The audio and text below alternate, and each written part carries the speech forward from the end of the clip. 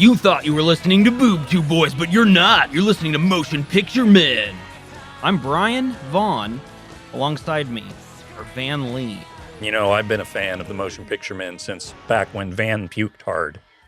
Wow. See what I did there? Because Yep. the name in the movie's Puke Hard, and there was an episode I puked on as a Birdman. Yep. Puke Hard, of course, is a Slade Craven album, which we'll be getting into that. Spencer Hendricks, number 2 or 3 Slade Craven fan, I'd say, in the world. And I also have been a fan of Motion Picture Men the entirety of their existence. When I was writing that joke about the puked hard thing, I realized the implication then would be that prior to Dr. Quinn Medicine Woman, I fucking hated this show. Well, that changed us all, to be fair. It was kind of like a watermark moment in BTB history. Well, normally we talk about TV shows. We're not doing that right now. We are actually about to discuss our final film as Motion Picture Men for now, before going back to our regular thing where, as I said, we talk about TV shows. Seems like a long time ago, doesn't it? It really does, like the distant past. But in the present, we'll be discussing Turbulence 3 Heavy Metal. Obviously, this is a famous movie. Well known throughout the land. I think this is the reason that the first Lord of the Rings movie was not able to capture an Academy Award. Sure, yeah, because this came out the same year. Right. I'm just going to quickly summarize the whole plot of the movie for anyone listening somehow not familiar with it. Industrial goth rock legend Slade Craven holds his mysterious final show on a plane that gets hijacked. Wow. How could that not be amazing? You guys tell me, is there any way it couldn't be? All I can think of is that this person who wrote this again? Who wrote Turbulence 3? Yeah, who wrote it? Oh, who knows? Okay, so whoever sat down and thought this movie needs to happen, I imagine, so they took Air Force One and they're like, but not a president, a rock star guy, and a really good one who is upsetting to a lot of people. How would Slade Craven saying, "Get off my plane," go, Brian? Mr. President, wait, what? Oh, man, I messed up. Get off my plane. Well, here's the thing. Spencer's onto something here. Turbulence 3 was made not out of necessity, but because other things were happening. There had been other Turbulence movies, and there had been some uproar over Marilyn Manson, kind of a face-painted goth rocker who's honestly just not even really anything. And on top of that, you get a little bit of satanic panic in here. You really got to fill those boxes. Check those boxes off. Yeah. There's a plane. Other movies have been on planes. More on that in our next episode. Rutger Hauer's here. Yeah, of course he is. So they made 2 Turbulence movies before this. I present to you both a history of turbulences. Okay. The first Turbulence, it was a movie.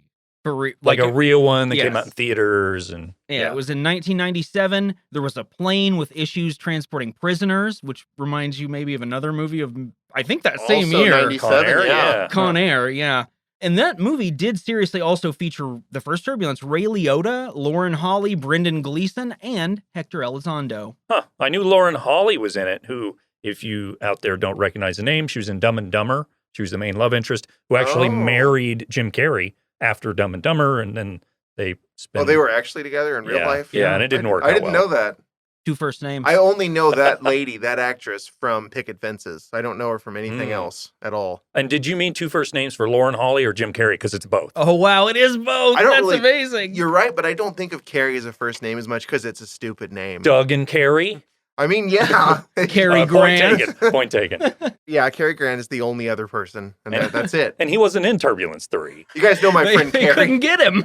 Could you possibly pass that off? Yeah, my friend Carrie and I, the other day, we were out at the bar. You look over, it's former Cubs hurler Kerry Wood sitting beside you with his goatee. I assume he still has. He looks exactly the same. He threw out a big first pitch for the Cubs like pretty recently. I threw it 100 miles an hour. He looks surprisingly good. Probably still had a wad of chewing tobacco there, too. He actually looks like better shape than he was when he pitched, strangely. Well, he's Like probably The not Rock. injured. Well, Turbulence 2, also sort of a movie, came out 2 years later in 1999, and it starred Craig Sheffer, but not as his character that he plays in Turbulence 3. oh, yeah, Nick the Hacker He is not had a Nick the different Hacker. role. He's like an action hero. Oh, he's In the hero? Yeah. I mean, he's the hero in this. Of course but... he is. He's always the hero. Yeah. Jennifer Beals and Tom Berenger are in that one, too. Huh. There's a bomb on that plane, but I checked, though, not any concerts. Huh. Well, why did they have a movie about I it don't then? know. But this one does have a concert. We're at Turbulence 3 now, for anybody that's counting. The subtitle is Heavy Metal, which is not the genre of music in this movie. True. Slade Craven, the rock star of the film, he plays kind of I mentioned Marilyn Manson, and I think that's a good comparison. I love heavy or aggressive music. It's something I always have loved and have been drawn to even more somehow in the last half decade or so. That's one of the reasons why I love this movie, is because it does not understand it whatsoever. It does weird cultural approximations of what it might be like to like aggressive music and to be more deeply involved in that culture. And I haven't even mentioned yet its idea of what the internet is. Or hacking in general. And I would give them a pass on that if this were like 96. Yes. But it's several years after that, and no one thought this was the internet at this time And period. I think I would say the same thing about the music element, like the miss there. The whole movie feels about 5 years late. Like it's just off. Maybe it was buried in a time capsule and unearthed later. I wouldn't be surprised. It seems like somebody needed to make a quick buck and was like, this stupid script will work. Let's throw this together. Because it has some elements of, okay, I can see how this is a real movie. And then no one gave a shit about it, though. And it turned into this. Yeah, you know what it didn't do? Make a quick buck. No. Do And you have it the was, budget numbers? No, I don't. Do you? $60 million budget for this movie. And I it can't made, believe That that. cannot be Where right. it did made the- 11. I believe it with all the airplanes footage, and I Man. can buy it. I don't know. That is a lot of money. It's That's absurd. Like, In 10 2001? rooms. Yeah, 11 million is what it made back. Because it was never in theaters, nor Right. intended to. It was 'Cause- sent direct to those bins at Walmart. Was this like some sort of a deal that Paramount or TriStar or whatever had with someone? Because this feels like we just need to get a movie made kind of thing. Yeah, somebody wanted to rush something, and that was just the most generic script in the world. Because whatever it is, it's just a combination of a bunch of things you've seen before put on a plane and concert, and it's just spit out. It was very popular around this time because the DVD had become affordable by 2001. You know, people could buy them to just kind of make sequels of existing properties and try to cash in on them. Makes Seems sense. like that's changed and still exists now today in a different way, just for streaming. That time period of this specific movie would have been almost exactly when I loved those bargain bins so much for Oh, DVDs. yeah. I used to just hoard the movies from those and build my dumb collection of DVDs, which I don't have any of those I would now. turn my hands to beaver's claws and dig through them like little shovels to It was find little exciting. treasures. Yeah. We've pretty much covered the thing about Turbulence 3, which is that it's a bunch of generic plot contrivances shoved into one plot and then shoved into a DVD bin, never to be seen by anyone. But it was seen by me around this time on HBO, but only the end of it with my friend Chad Coleman, and it became the stuff of legend right away. We saw the grimacing, smirking, weird mime-like face of the rock hero Slade Craven as he was trying to rescue a plane, which seemed improbable, and we were immediately taken in. We loved it so much that we even hallucinated a different ending, sort of, where Slade Craven was screaming something very triumphant, and I'll get to that when we actually reach the end of the movie. But this is a movie that's beloved by me for different reasons than The Room or Bullets and Champagne, as we've talked about. It's a little more competent. It has some good actors in it. Joe Mantegna, he's in this thing. Rutger Hauer, he's in it. Craig Sheffer and Gabriel Anwar, they work in TV. Actual actors. Yeah, Kind these are of, at pros. least. Okay, I let it go last week, but I'm going to bring it up this week. It's Champagne and Bullets. Yeah, You say Bullets and Champagne about 70% of the I know. time. I just don't Do you- know which one it is for I real. didn't know if you were joking No, or I just what. cannot remember. I didn't bring it up when we recorded The Room. I was just like, it's not a big So deal. which Whatever. one is it for real? Champagne and Bullets. Okay, the reason why I always say the other one, BC? yes. Okay. Is It makes because- sense. Right. It's a little more pleasing to me. But then I often remember, what would someone who's bad at making movies do? And then I get it right. We just got to think about it from the perspective of how much you enjoy Champagne and Bullets, and you like to drink your champagne and And drink my fondle your bullets. bullets. You know, this would all be solved if I just would sing the song to myself. Champagne and bullets. Well, it's funny is because I thought you said that every time, and then when I edited The Room and got it out there, you said it right once or twice. So that made me go, I don't know what the deal is. He might just be joking. No, I'm not. I just am an old man who can't remember another old man's titling conventions. Well, that movie does have 7 titles too, so True. It's hard to get all this straight. I always remembered Get Even and Road to Revenge. Especially Get Even. I mean, it looks like they shorten it just to make it easier to say. Oh, get even for you, Cindy. It'd take too long to say both words separate. When you're talking about how this movie differs from those, this is definitely the only one of the 3 where no one who was involved in it thought they were making great art. No. Everyone here is trying, I think, but no one thinks they're making great art. A couple of true old professionals in this movie are having a very good time. We'll get to that. The main star of the movie is John Mann. He also worked on the music. He plays a couple of characters in this movie, but he mainly is notable for playing Slade Craven. And he was never a lead actor before or after this, or really an actor before or after this. He had a few bit parts. I know he's in one of the Chronicles of Riddick movies. Yeah. He's apparently beloved. He plays though. Vin Diesel. Oh, that makes sense. Yeah. No, he was a musician in Canada and is apparently absolutely beloved. He died a few years ago, but the Canadian people loved him. He was a session guy who would work with other people. Yeah. And they had huge concerts with him, and I didn't know any of this. And I think he's charming in I this love movie. him. He's so sincere. He plays the sort of shock rock guy in a way that has never been played before, which is just kind of a nice Canadian guy. Yes. And he also, there's this affable nature to him trying his goddamn hardest and not really being an actor, but not being horrible. He is not John DeHart. No. He can kind of approximate what an actor might do. Some of his facial expressions, though, are hilarious. This movie feels like my son. I want to just pat it on the back and say, good job. We weren't meant for more than this, you know. Bizarrely, this is absolutely, I hate that I can say this, the most competently made of our movies. Absolutely. Right? By a mile. This is a real movie. It is. And I swear to God, there's death, there's cults, all this stuff. It's crazy, but it is cute. This is a cute movie to me. It's cute, yeah. It has kind of the effect of a grandma calling drugs dope. Or a white grandpa trying to rap and saying, I'm here to say, like one of those things. It is just out of touch and really didn't need to happen. But, it has gusto in all the right places, if you ask me. And we've all seen it before.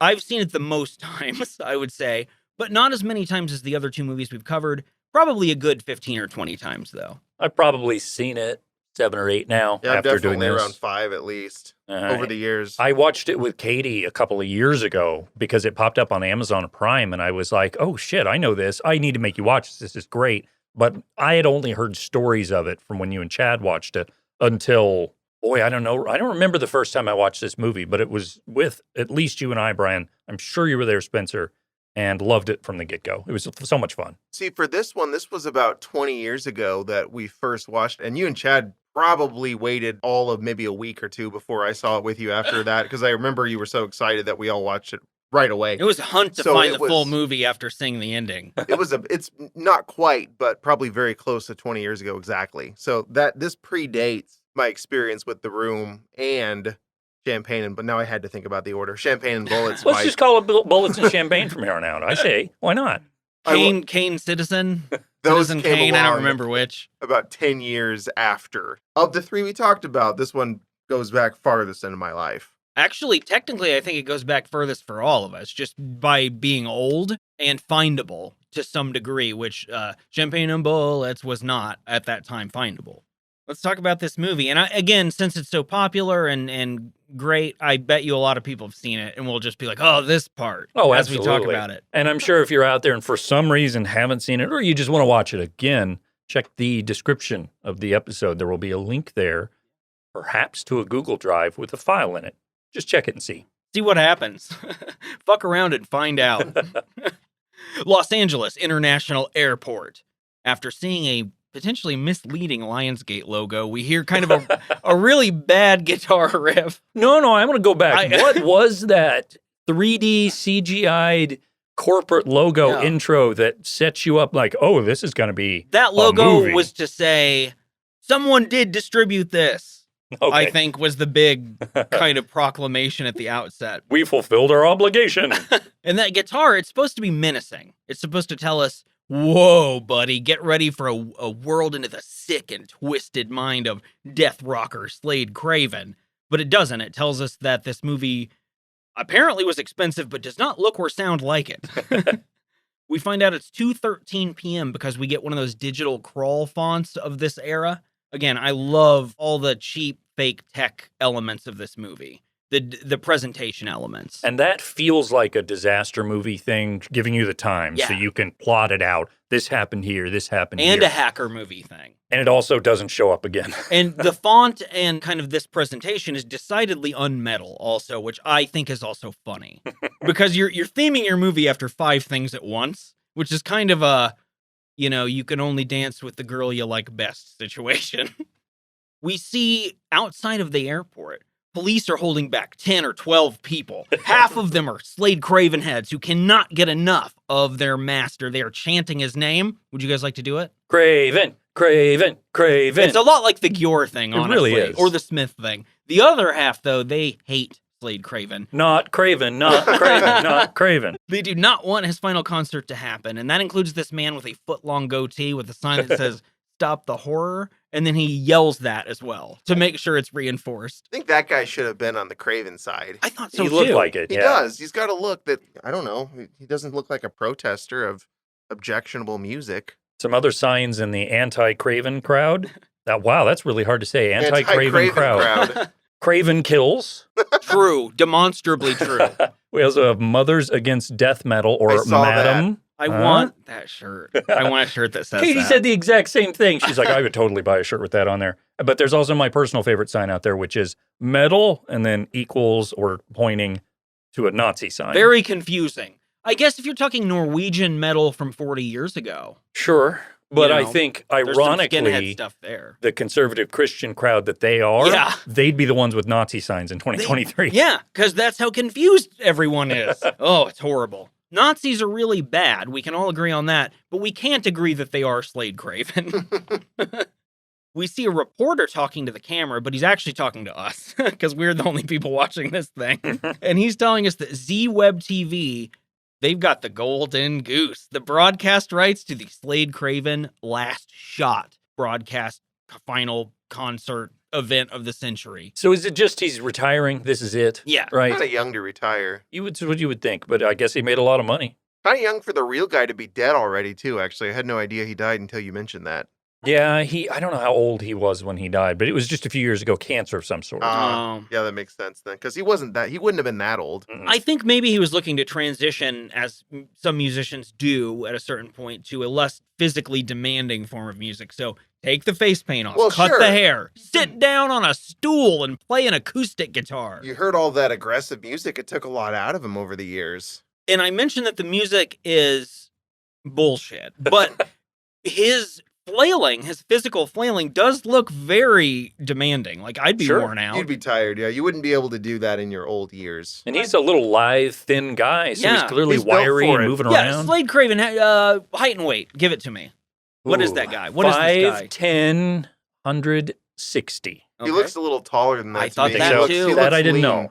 Yeah, it's hard to say, but he looks like 6'1", 160 to me. He's quite 6'1", quite wide. 170 is what I thought. Well, from up here, you all look too little. Well, Slade Craven is not little where it counts. In the dick. No, I meant in the heart. Comes with the territory. I really thought you meant the dick thing because of, later on in the show. We'll talk about that. Well, he has a dick of steel. Just giving the people what they want. I also think this whole retire and make a different music genre twist thing. Actually, can we just make that a movie now? I would love to see that. That's the sequel. It's him transitioning to a different genre. I think you should do like the Brian Eno and do like soundscapes. Sure, and do like performance, art of it. Mm-hmm. Yeah, I would be all for that. Teams up with Bjork at some point. That'd be awesome. Amongst all this, I guess, pandemonium, a limo pulls up and the band exits and everybody loses their shit. And Slade Craven says his catchphrase for the very first time. All right, boys, let's do the hustle. I didn't know what you're thinking. Holy shit, what an intimidating voice. This guy is a real world beater. This is the growl this guy's going to have, the intimidating death metal delivery. So it's out there. Let's do the hustle. Let's do it. That's our catchphrase. That is his catchphrase. Let's compare them. We've got not a problem. We've got Oh, hi, insert whoever it is. And then we've got Let's Do the Hustle. What's your favorite? To be honest, I would say the most mileage comes from Not a Problem. I agree, because here's the thing. I actually think Oh Hi is last because The Room is more a collage of quotable things. Sure. And it's also a An little overdone. accidental catchphrase as well. Okay. I can get The behind other that. two were written. But I agree. I think it is Not a Problem. That's the number one here. Then it has to be Slade Craven. My favorite is when he says it sulkily to Norman at the beginning. Not a problem. Yeah. Or under his breath to the kids in the limo. Not a problem. The best one is the one in the police station when the sound's not even on. And he's like looking over his shoulder at no one. Not a problem. And then the characters come into focus later. These movies rule. We get our first look at Slade Craven. We've described Sure him. do. Kind of tall, lithe. He's got a little smirk on his face. That face, it's painted white with lipstick, some eyeshadow. He has long, dyed black hair, black trench coat. Are you describing Van right now? Mostly, yes. Van has painted his face. We need to get a photograph of Yeah, this we do taken. need to do that. I've got a couple at Katie Good, takes them. I'll good. put them up on the website at some point. But I mean, look, I'm a Craven head. I had to get in the mood. You don't have the chains on, though, or the big black, like, knee-high boots, stirrups, necklaces, baubles, That would take like an hour to put all that on. upside-down crosses. Yeah. Now, here's the thing, though. This is a nice guy. We've really talked is about sweet. it. He has the best of intentions. He is an artist. That's how he sees himself. We'll get into this more. We see a couple more band members. They say, I hate this part about fans mobbing them.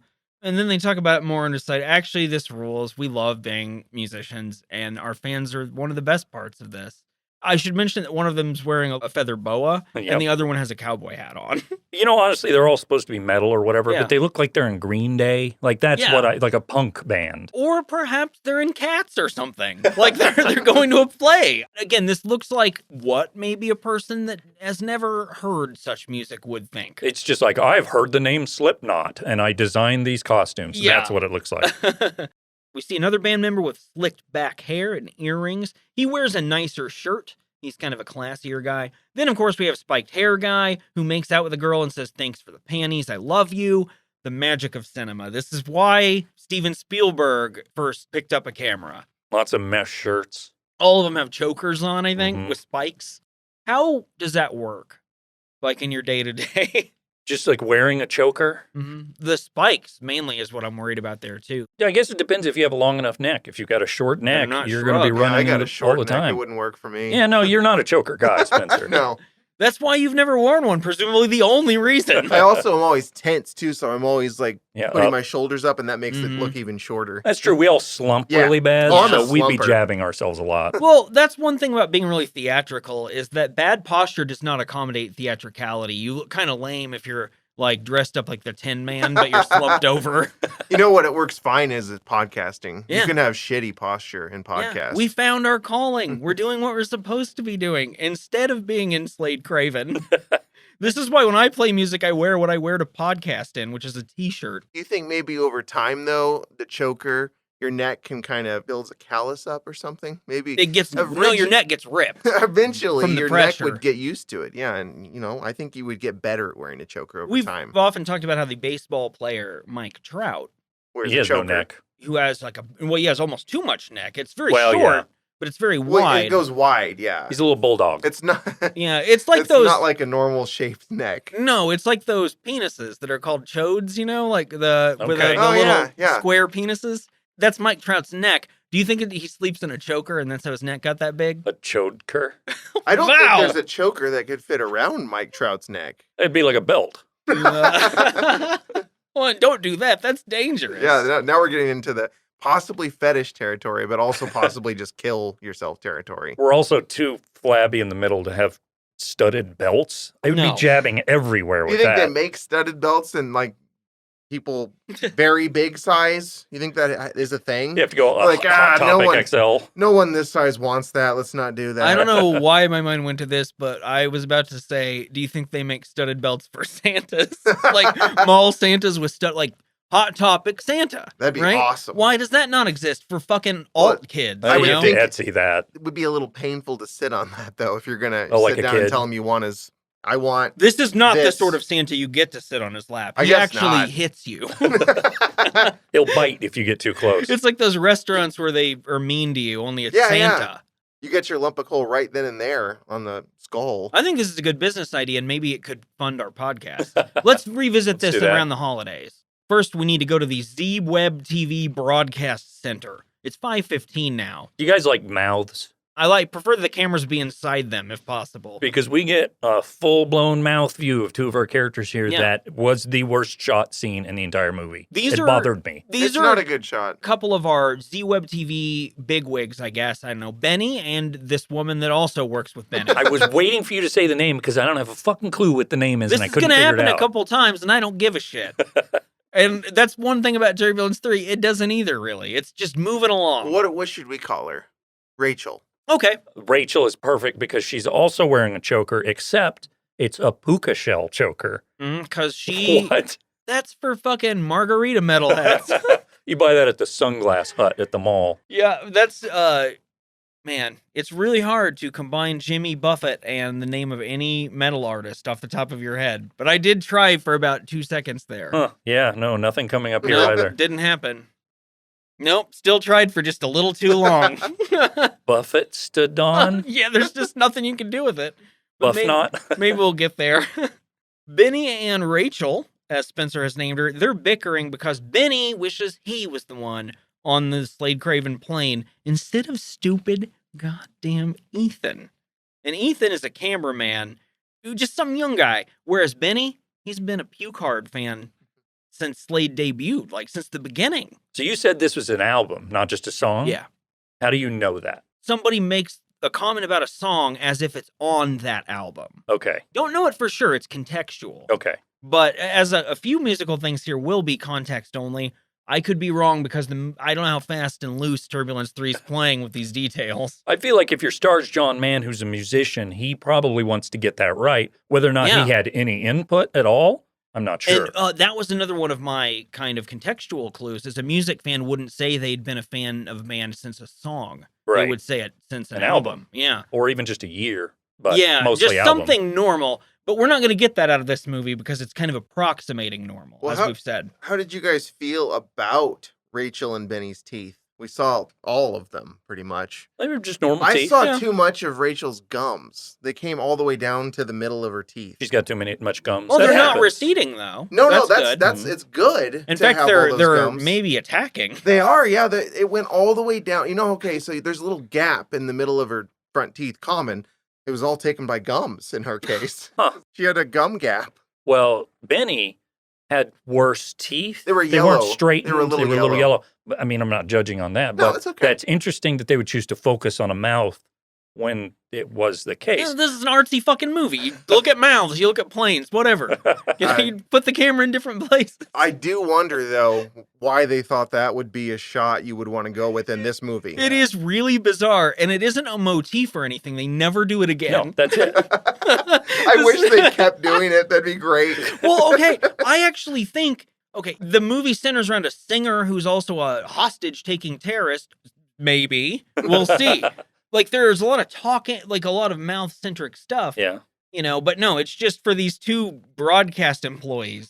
In their giant studio where they're the only employees, and there's a wall of television, like Yeah. a movie theater screen. With a couple of screens, and they're seeing what they're broadcasting, which is, it's not very fancy, and the movie believes that it is. We're just seeing a music video for Slade Craven play while we see a digital graphic for Slade Craven's last shot, which is a fucking nightmare with like old-timey newspaper font and a bunch of like 5 skulls, just a couple. It's just really lazy, like all the computer graphics. Each one is more wonderful than the next in this movie. I don't know. This falls in the perfect time frame for movies where computers were becoming super relevant at this point, but maybe not in every home. They're everywhere to a degree where, as I think Spencer said this, they're 5 years, or like 1996 or so. This makes a lot more sense. Yeah. Because there's a certain Angel Fire GeoCities look to a lot of the Definitely. websites.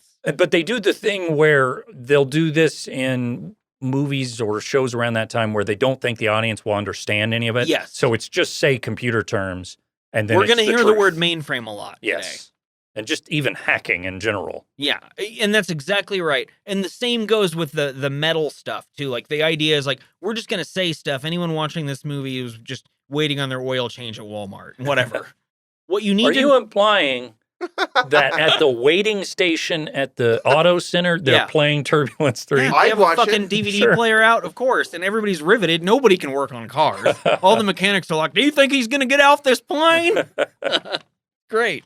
What we mainly need to know about Benny and Rachel is they're worried things won't go well with the broadcast.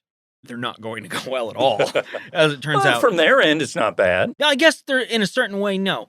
Their on-air talent is Erica, and she's a blonde woman in black leather full body suit, which is how this movie connects in a way to Champagne and Bullets.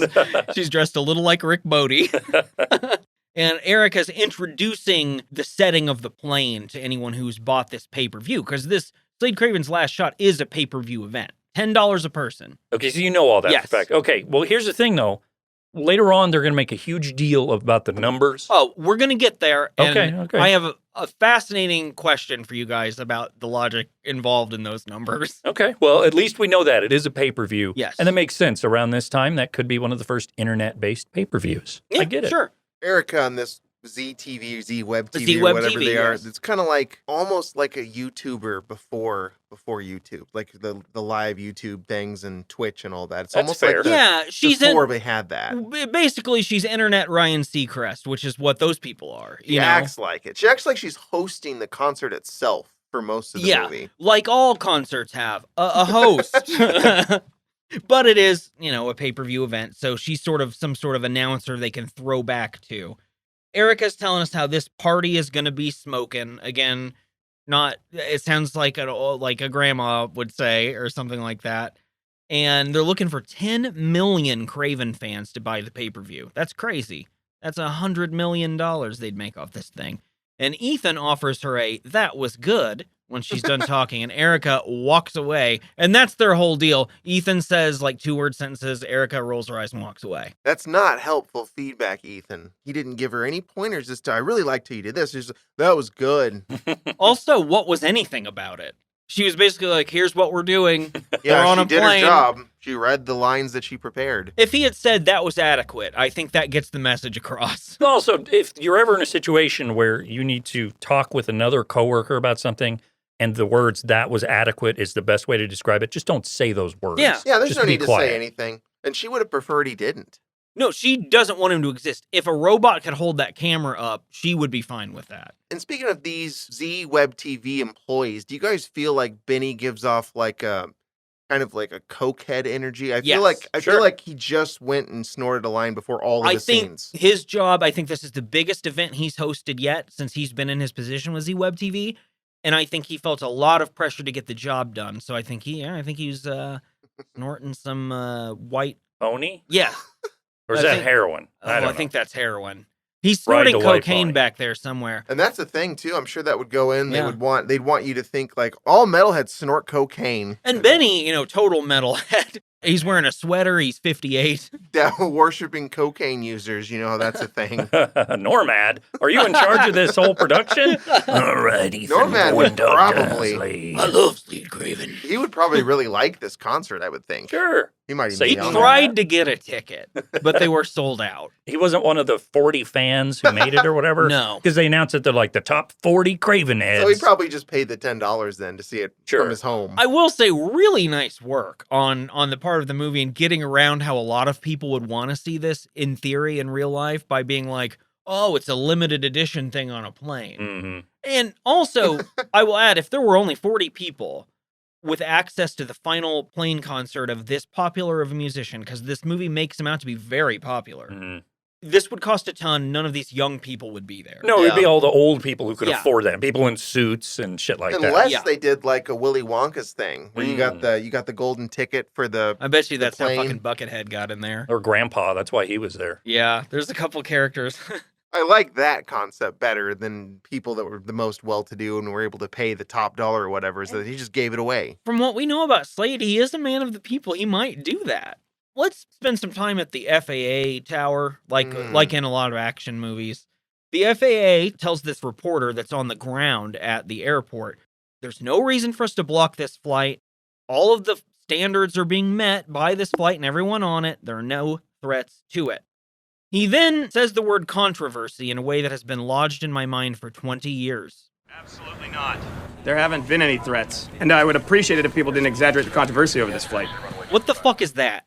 That's This not. is, No one thinking- says that way. He's thinking he's saying controversial, and he just got confused. This is That's gotta be it. real Marcia saying werewolf Yes. territory. Thank you for reminding me of that. I had forgotten, and it's delightful. This FAA guy, he's only in the movie a couple times, R.I.P., but he sucks. He can't read his lines. He's just awkward. He's supposed to be like gruff and busy, so he's trying to just get Apparently, through he it. is the FAA in this movie. Anyway. Yeah, he's the the whole only one we FAA. see. His name, by the way, is Mr. Stop Now, and that is not a name. That's a command. Don't do that. Come on. We used to work with a guy named, what was it, Dave Charge Hard? I'm just Of course. Yeah, I remember right. that at the bowling Another alley. command, sure. This reporter says to the audience then, hey, I think the threats are real. We'll find out. Maybe nothing will happen and this movie's all for naught. Back on the plane, we hear that same dumb guitar from earlier. It's back, and we go to the cockpit to see our two pilots.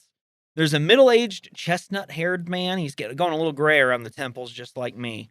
And he says, I get a headache from this Slade Craven music. And he looks over at his co-pilot, and that's Rutger Hauer. There's no real way to describe Rutger Hauer other than just saying that's Rutger Hauer. He's got a Bill Clinton kind of vibe Yep. in this movie. He's got tinted glasses a little. He is always smiling a little bit in every scene in this movie, no matter what he's doing. And Rutger Hauer says, I kind of like this music. Why is that? Why would that be? It reminds him of being in Vietnam. It never stops, man. And he says that, but with a smile. With and a just- smile on his face. Rutger Hauer fucking rules in this movie. Yeah. And in every movie. He's having a real Eric Roberts time with this, where clearly this is this isn't a low budget thing, but he's not getting paid a lot of money for this, I'm sure. This is just He a knows job no to get one's seeing through. it because it's never was planned for theaters. So he's just having a blast. And like we talked about, his scenes are almost exclusively all filmed in the cockpit. They got Rutger Hauer for an hour, and they knocked out all his scenes, and he left. This is a man who stands one time in the whole movie, and it's to give a hug where he leans on a woman. Did you guys know that Rutger Hauer, before he died, was a big-time environmentalist? Was he? I had no idea. Rutger Hauer ruled. Really? Yeah. Huh. We'll talk more about Rutger Hauer's death also in our next episode. That's a little bit of a teaser. His real death. You're discussing his real death for I when have we to. see his character death, which I appreciate. I genuinely do. There's important reasoning for what I'm Okay, doing here. All right. Don't spoil that Rutger Hauer dies. People are going to be so pissed off. They're like, Not really, because as we talked about, they've all seen it. Yeah, true, Everyone true. listening knows all about this movie. Imagine all of the alumni from his university, Rutgers. of course, everyone's seen this, Spencer. It's on Z-Web TV. This is the third one. Just like the third Avengers is probably the most seen. They don't call him that, do they? They don't call it just Avengers 1 and 2. Yeah, and now they 3. call him like Paragon of Time. Revenge of the Ragnarok. Yeah. In-game? I don't That was don't- definitely one. I can't confirm. What was the other one? Like the Storm of Tuesday? Nope. I would see That's that. awesome. Yeah, that sounds great. Guess where we are now? The FBI. Sure, Joe Montaigne is here. He's a real actor, too. And he is talking to his agent, Kate Hayden, who's Gabriel Anwar, also kind of real actor. Kate will not give up on catching this notorious criminal hacker who's been at it for years, foiling the Bureau. His name, Spectre. Just like James Bond. This is a nameless, faceless organization, perhaps, just wreaking havoc. We'll find out some of Spectre's crimes later. Joe Montaigne, though, says, look, give it up, go home. It's late. Go eat dinner or something. And then this other agent guy says, yeah, I agree. I'm here also. I'm just kind of the supportive good guy who will show up occasionally. I think his name's Barrett. I think that's said at one point or another. We hear some computer talk from Kate because she's sitting down at her computer trying to catch this horrible hacker. She says stuff like dormant websites, as if that's not English. And then we get to see the FBI's computer graphics, which are neon green and have huge text that says stuff like locating source, United Kingdom. It just says like country names and grids. It's amazing to look at. And there's only 2 employees at the FBI. Well, 3, and they're all right here. No one else is This is the there. whole FBI. This is all you got. Well, you don't really need that many when they work around the clock like Kate. True. Uh-huh. That's another tired trope. The FBI agent that just done quit. That dog in him. Mm-hmm. She's the one that caught Bundy. actually, when she was 4. And then she went on to be on Burn Notice. Yeah, for like 100 episodes or Mhm. something. She's had a good career. Kate's working real hard at her computer, and she asked that Barrett guy to, quote-unquote, log on to the site to help her. That means something. He does, and he goes, I've got a hit on the hacker right away. This has been years of them going. And this big dumb green graphic comes up, and it says, location fix. And Barrett says to Kate, oh, looks like he lives on these fancy new 9th Street condos. Kate is all for arresting this horrible specter right in here and now. Why wait? They found him. Been after 2 years. Yeah. But Joe Montana says, look, who fucking cares? I will just have a field agent do this tomorrow. You're a desk agent, Kate. You're not meant for this sort of stuff. This is Spectre we're talking about. He's very dangerous. You know what else is dangerous? Doing a podcast for too long without taking a break.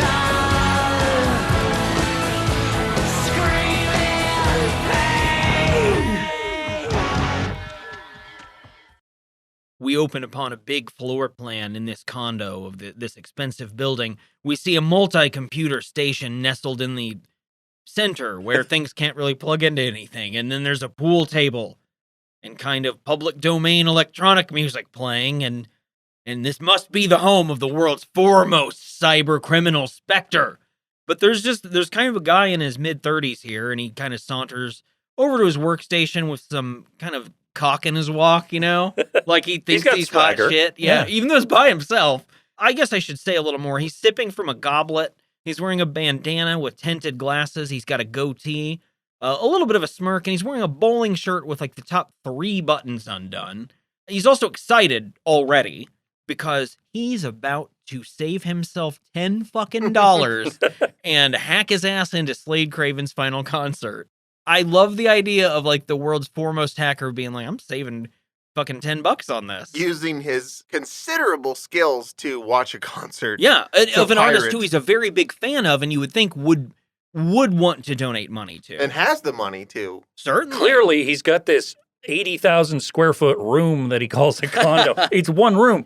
Okay. What this is a warehouse, right? It really something? is. Because there's like pillars Yeah. periodically to keep the roof up. To be fair, I think it looks like I'd want to live in it, maybe. Oh, It's pretty absolutely. awesome. Like, you get a little, you can't see it well, but just to the side of the camera, I think you see like his dining room where he's got a big table set up. Yeah. It's a pretty cool place. There's no evidence to support what I'm about to say, but I took this as what Nick the Hacker is doing. Sorry, Nick the Hacker, I revealed that. Yeah, that's his My name. bad. That's his real name. It's just Nick. Yeah. We call him Nick the Hacker Because he's a that's hacker. what he fucking does, man. It's in his blood. So what I think he's doing is hacking into the Z-Web TV feed Mhm. to then air it on his feed or whatever so people can pirate it. I would think he wouldn't want to do that because he's such a Right. big Craven head, you know? That's the problem with that. But because he is hacking so much, I just had to rationalize more. I see that you're coming up with some real reason as to why someone with his resources would take the time to do this. Right. And not just say, here's my card information, I'll pay the $10. Because here's the thing, when I made, we'll say, enough money to live, which wasn't true, but whatever, I would just buy stuff because I had it and because it's so much easier. There's no way he would go to the trouble Yeah. to hack this entire thing just to save $10. No.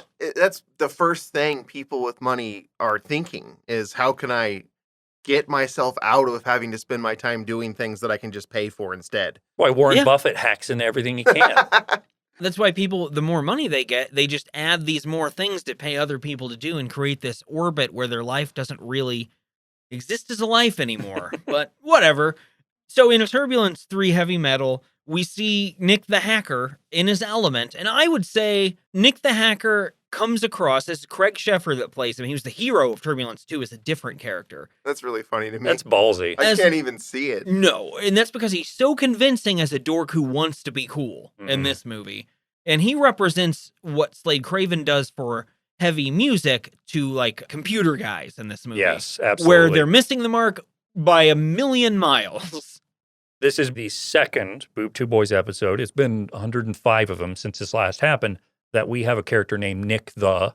Oh, that's true. Nick We the had Fish Fish, being there. Man, I love Hacker. these Nick the characters. They're great. They're just the best. 2 of the best we've had, honestly. What I think Nick the Hacker looks like is kind of like if you took Johnny Depp from this era and made him not a fucking creep. That's kind of what he looks like. Yeah, he's just a little overeager, but he's not an actual creep. I can't quite get behind him having the looks of Johnny Depp, though. I think he's a reasonably handsome guy. He probably is. It's just in this movie, he's all wrong. Yeah, they've done everything they can. I should say this, probably about most entertainments from 2001, but everything possible is done to make everyone look horrible. Yeah, they're not doing any favors with his outfit. What was it we were watching that they all got the choice of what they wear? Is that The Room even? It might have been.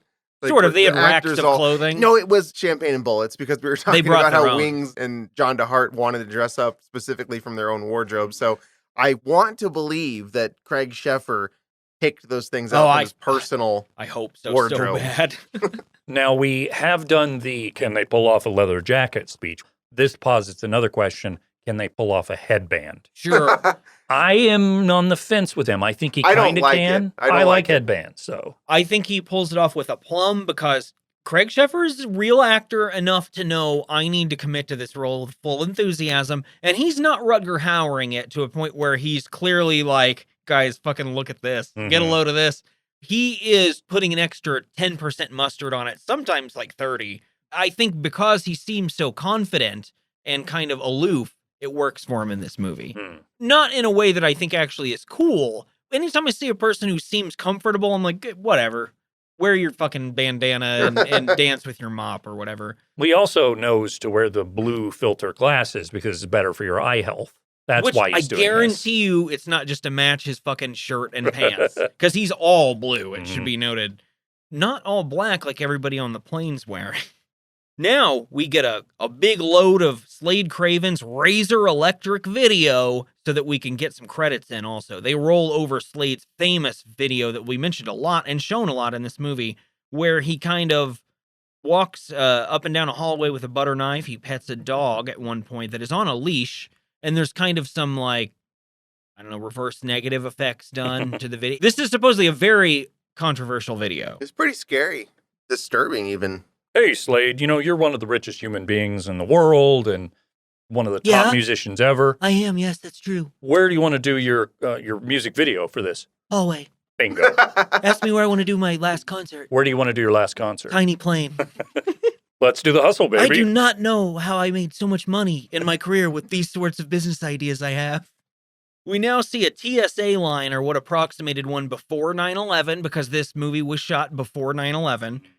The airport security metal detectors are in place, though, and everybody here is loaded with chains and spikes and stuff, like we said earlier. So this poor woman who's working the line, she has had it at the start even. She's wearing the look of an exasperated employee. I've maybe never seen this much face paint in like one scene of a movie. Just seeing the line of the Craven heads here. And the paint is fresh. They haven't been... Well, they never mosh, but they haven't been sitting in their chairs moving around a lot yet. For being metalheads, they sure are calm and collected. Yeah, well, one of them's not. We see a lot of the bit characters who will play roles later on, including this one sassy guy who's wearing all leather with a bleach buzz cut who says, "Surprised you didn't bring out the rubber gloves," and then tosses his head to the side. We'll find out later this is a guy named Simon Flanders. He looks familiar. Something about him rings a bell. Stupid Simon Flanders. I have to mention real quick here how funny it is that this movie, for its death metal character, it gives him the last name Craven, which means afraid, and then another important character who's supposed to be menacing, Flanders, is his last name. So, Craven and Flanders. And I know Wes Craven's got to be what they were going for. Yeah, okay, that makes sense. I didn't think about that until It's just still now. kind of funny, though. It really is. Slade is a great first name, it's too. amazing. We meet a couple of women. They're best buds, I guess. One of them's more outgoing. One of them's a little more reserved and wants to go to broadcast journalism school or something. Don't do that. No. It's they 2001. That degree's going to be worthless real just fast. get on YouTube and sell a product and get money and lose your soul. That's what to do now. They love Craven heads. That's the important thing to know here. And also important to know is Jen, the one whose name we get to know, the reserved one, she's going to love Ethan, the cameraman, at some point in this movie. These two women ask each other, "Hey, have you seen Craven before?" Which is weird because they're supposed to be like long-term friends who are at this exclusive concert. This probably would have come up, right? And as fans of the band, like this is a no-brainer question, of course. On the drive here or something, like at no point in your friendship did it come up, "Oh, you know what? Unless 14 times. They didn't know each other. It's like, no, I just got the golden ticket just like you. Now they're best friends. It's perfect. Wailing Wonka.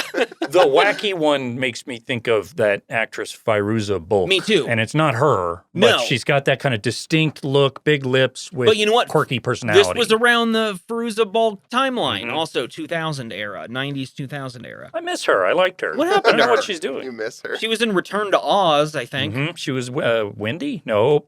No, that's Wendy's that has Wendy. Oh, what's the name? Dorothy. I almost said Bindi. Yeah, because they as gave my her second choice. electroshock therapy in that movie. It's kind of fucked up. It really is. You can try to keep rhyming names and eventually you'll get it. Cindy? Gindy. A lot of the line talk going on here that you catch with headphones on is really, really fun. There's this kind of bucket hat, and he kind of pops up when the plot needs moving forward. And we hear him say, "Oh yeah, I saw Craven in the Staples Center once," and I don't know why I just love That's that. a great line. Yeah. I know it's supposed to just be a throwaway or whatever, but it's trying to add the lore to it. Like, Yeah. oh man, he played at the fucking Staples And you're Center. not saying like, yeah, like I saw Jawbreaker in Gilman Street in Stanford. You're saying like, I saw where the Lakers play. I saw a huge artist. I don't know. It's just a really funny tossed off detail. Oh, I love it so much.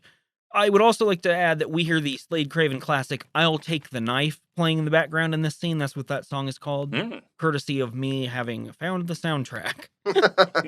Let's get after this because I need some of those things. Yeah, and they're okay. a little hard to find at times. The security woman hates all this. She doesn't like all this side talk. This is all really annoying. She rolls her eyes. We don't. We roll back to the FBI.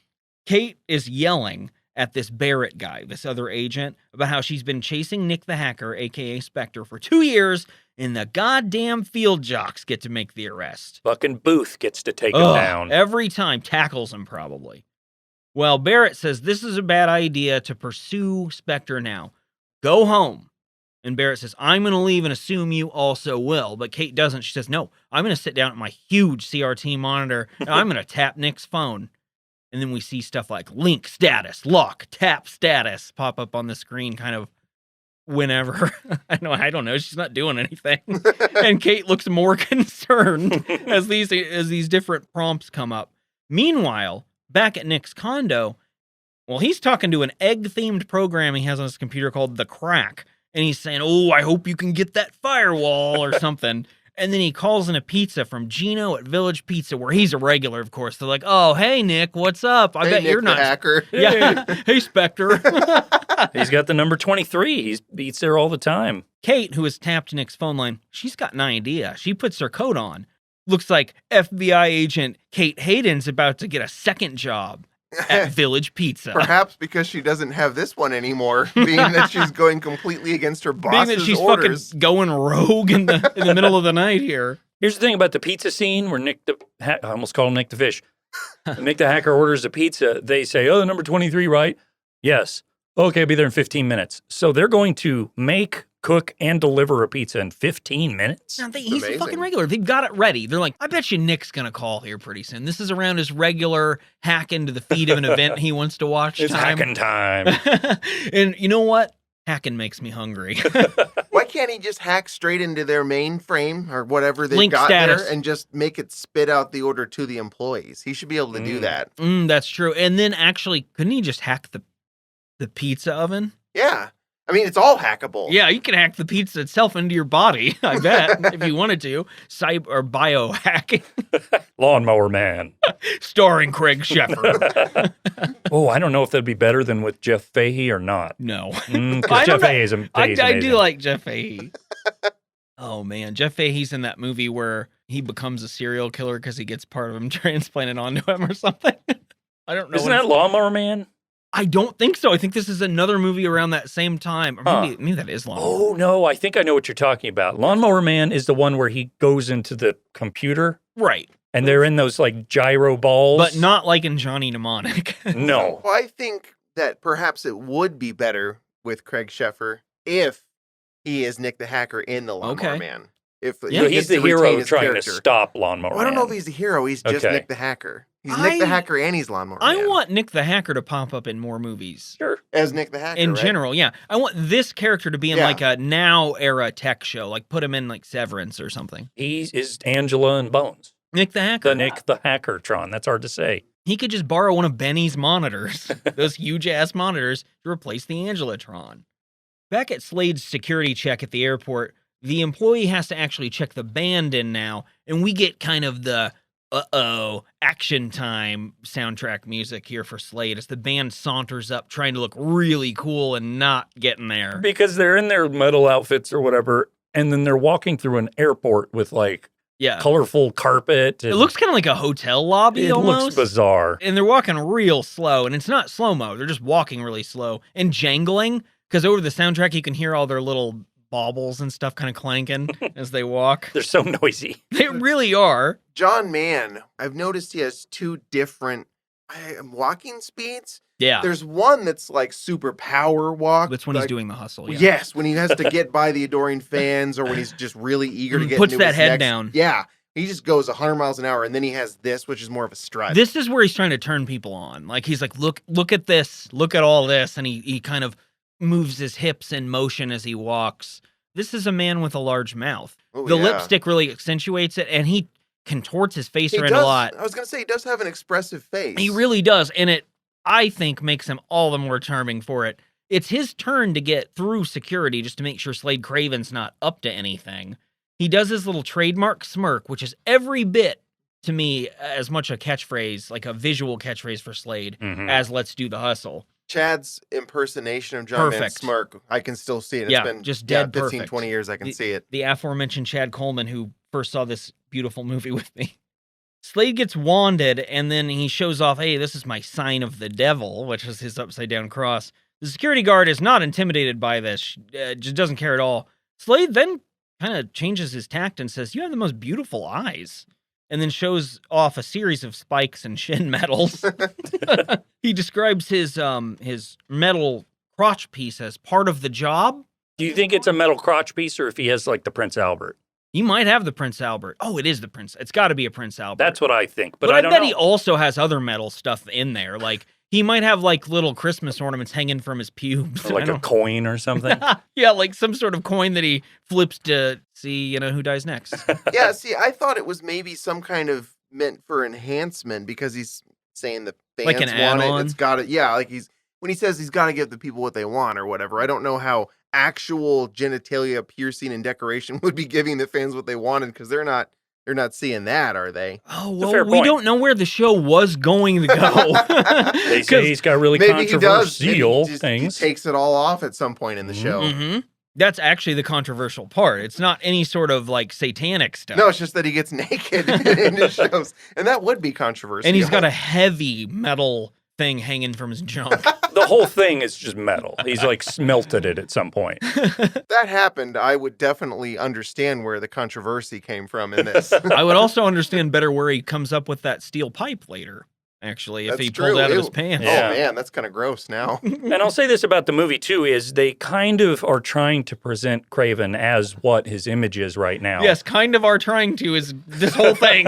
We don't know how good he is No, inside right, no. at this point. Why we think right now he's Marilyn Manson and the whole gimmicky thing. He's mean.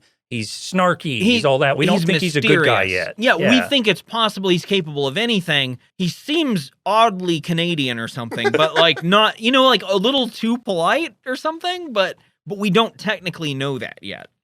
Back at Nick's, he's doing some really intense typing and telling us out loud all the things he's typing. Him too, just what he does when he's alone. It's normal. He says he's going to switch the feed, and then he'll have all the cameras on the plane so he can actually see behind the scenes stuff. This becomes extremely important. Perhaps the most important thing that happens is this hacking job he does. On the plane, Erica, who is the Z-Web TV host, she's bossing Ethan, the cameraman, around. She's saying, look, we need to get the best shots of Craven when he enters the plane. God damn it, this is important. We get a little bit of the flight attendants joking around with each other about how the crowd looks scary and dirty, and we're going to need earplugs for this heavy music. Oh. People don't look like us. Yeah, that's exactly the what gist this of is. it. This is two women with perms getting real frightened. Slade and the band enter right now, and Erica's not ready for it. They brush right past her, past their magical curtain where no one can get to him anymore. It's the curtain of foreboding. And Erica is like, oh, I messed this up. What are we going to do? Because apparently this is a big deal. She wasn't able to interview Craven right then. And back at Z-Web HQ, Benny is annoyed at Erica and starts saying really horrible things after the feed is cut. Erica says, look, this isn't a big deal. Craven's just being a bad boy. Benny calls her a bitch and flips her off, which is, I think you would just immediately get fired now, thankfully, for doing that. Maybe. Well, that's true. It depends how much money he has, I guess, right? Depends how high up he is. If he's the CEO, he can do whatever he wants. Yeah. I If don't he's think a Benny's grunt, the CEO. oh, I boy, hope not, for Z-Web TV's sake. This company's having a rough night, actually. Guess what happens now? Well, we can't interview Slade Craven, and he's not playing yet because the plane needs to ascend to a certain height for him to do that. Let's play the same video for Razor Electric with the dog again. And so at this point, we get introduced to one of my favorite characters in the movie, the website counter, which tells us how many people are watching Slade's stream at any given time. And this isn't like an old-time website counter. This is a whole screen with like Roman numeral type fonts and skulls that trickle down, and just in the center it says a number. But if they're gaining viewers, you're like an emerging boner. Somebody spent a while designing and programming this counter. And it's so funny. But if the numbers decrease, you're kind of like a decreasing boner. the slide whistle. Yeah, it's a real slide whistle thing. It is delightful. No one could possibly take this thing seriously. I love it so much, and from now on, it shows up a lot. Now, when Slade Craven went past the curtain or whatever, the two girls we'd met earlier, the Fairuza Balk girl and then just kind of normal boring girl. Jen, I know her name. Jen, you're right. They're talking about Craven, and the Fairuza Balk girl goes, he's such a babe. Yeah, he is. The problem I have with that is not unlike when Lisa referred to Johnny as boring. I think there's a million things you can call Slade Craven, but I don't think babe is one of them. What's one of the ones you would call him, maybe? An enigma? God of metal. God of rock? God of metal rock. Back at Nick's, he's typing more passwords in and saying, come on, baby, yeah, I'm in the mainframe. Stuff like that. I love these scenes. These Nick at work scenes. It's always the public domain electronica music, kind of boom, boom, boom in the background, and he is celebrating nothing to himself. We quick cut to a bathroom on the plane, and we see a cloaked figure taking a huge shit. Just what you want in your action movie. Yeah. Stuff's coming fast. We don't see this guy's face, but we do see him pull out gun parts from beyond shin protectors that look suspiciously like the one Slade Craven was wearing earlier. Is Slade really a bad guy? Could Got a it gun? be? Could all of the protesters be correct? We see the band's green room on the plane at this point, which is just like a section of the plane where they have bowls of fruit and chicken legs and things like that. And the band is joking with the flight attendant about, well, we're going to behave, but maybe not Craven. His mind's controlled by the devil. She pours him some champagne, and at this point, Slade exits the shitter. Could he have been the guy with the gun? But he's not coming out of the bathroom empty-handed or empty-mouthed, is he? He's got something to say. Ain't easy being the Antichrist. All those pentangles and human sacrifices. Yeah. What's a pentangle? I know pentagram. I was hoping you guys would know. Is it like a triangle of the devil? or like a rhombus that's got a bunch of anger. It's all pent up. Yeah. Maybe that's the shape that Satan is. Pentangle. Oh, Satan, you're looking real pentangle today. So again, this is the line we get from a guy who now we still are supposed to maybe believe is bad. We got to check in on those pilots again. And the normal pilot and the Rutger Hauer pilot say some stuff to each other about engines and flaps. For a bit. Like, they go through the whole process of flying a plane, I assume, because it sure sounds like it. And the plane stuff to me sounds just like the tech stuff, just like the metal stuff. I think they're just like, what's some words that people say kind of related to planes? Engage, flap. I felt like Rutger Hauer was playing Mad Libs with that other guy, like, flaps and pull it. Yeah, I'm along for the ride, baby. Just like, nah. His character does pretty much every 2 minutes feel like he needs to make a nom reference. Yeah, and he's never quite paying attention. One of the flight attendants starts to give instructions to this unruly mob. Well, actually, you know what? They're being pretty polite. Until the bucket hat guy from the line earlier, that fucking instigator, starts a Craven chant, and the whole thing goes up in flames. No one on the plane is going to hear about how to be safe, perhaps even during some of the stuff they might go through, because this bucket head guy with his face paint and his raccoon eye makeup always has to chant Craven any fucking chance he gets. This is going to come up a lot. I want to ask you guys right now, though, do you guys like Buckethead Guy?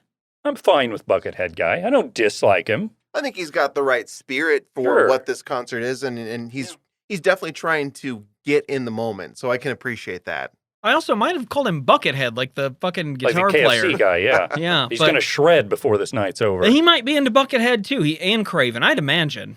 Buffethead. Perfect. Got it right there. Fuck yeah, we don't need to do this anymore. Turn it off. Turn off the recording. Yeah, Oh. safety's important, though. I don't like that they missed out on the No, speech. it really is. Safety's a big deal. One of the flight attendants then gives up and says, fuck this. They're just going to chant or whatever.